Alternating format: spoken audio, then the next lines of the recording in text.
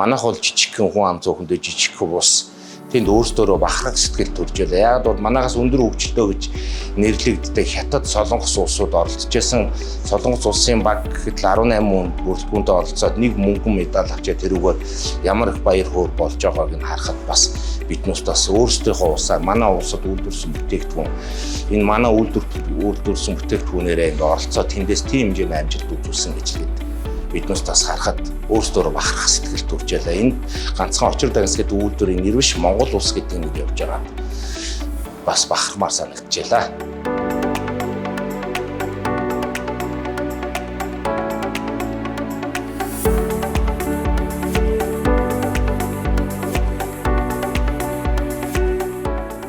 Манай очир дагнас компани маань анх 2016 онд ЕПА олон улсын махны олимпиад оролцсон. Энэ тэмцээнд оролцохдоо нэг алт 3 мөнгө нэг хүрэл авсан байгаа. Үүнээс хойш 9 жилийн дараа буюу 2025 оны ЕПА тэмцээнд оролцохдоо манай компани маань 10 бүтээгдэхүүнтэй оролцсон. Эхний өдрөө 3 алт, дараагийн өдрөө 6 алт, сүүлийн өдрөө нэг хүрэл авсан байгаа. Тухайн үзэсгэлэнд энэ жил оролцоод юуг мэдэрсэн бэ гэхээр тэр шүүлтийн үйл ажиллагааны үйл явц маш их сонирхолтой санагдсан. Яагаад тэгэхээр ямар нэгэн хэдэн орон оролцож байгаа, ямар бүтээгдэхүүнээр оролцож байгааг хэн ч мэдэх боломжгүйгээр тэр шалгаруулалтыг маш төгс төвшөнд явуулдаг юм байлаа.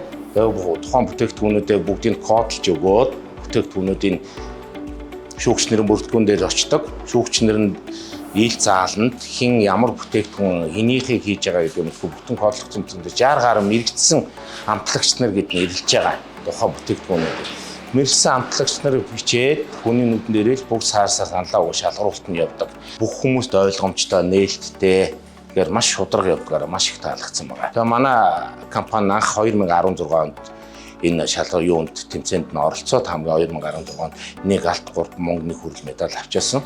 9 жилийн дараа завсарсны эцэст энэ жил нэг дарбан бүтээгдэхүүнтэй оролцсноос 9 алт нэг хүрэл медалийг хүртсэн амжилттай. Тэгээ мөн 8-аас дээш алтан медаль авсан байгууллагуудад олгодог цомны эзэн болсон байгаа.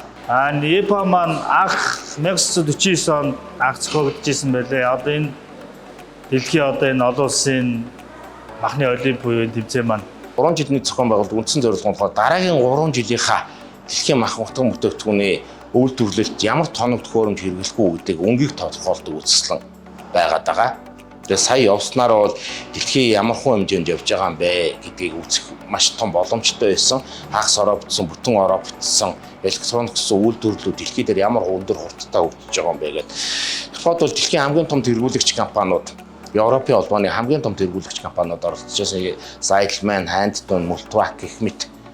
Тэгээ тус компаниудаа очир дагнас компани бүгдэнтэй хамтарч ажилладаг. Тухайн компаниудад тоног төхөөрөмжүүдийг бүгдийг Монголд суйрлуулж үйлдвэрлэлд ашиглаа явж байгаа. Тэгээ эх 3 жил хүнсний тоног төхөөрөмжүүд ямар чиглэлд хандлагатай байгаа, яаж хөгжиж байгаа, яаж ороо бүтэж байгаа, яаж электроникийг энэ хүнсний үйлдвэрт хэрэгжүүлж байгаа гэдэг үсгэлэнгийн шинэлэг технологийн инновацийн шийдлэн тэрэндээ байсан болов уу гэж бодож байна.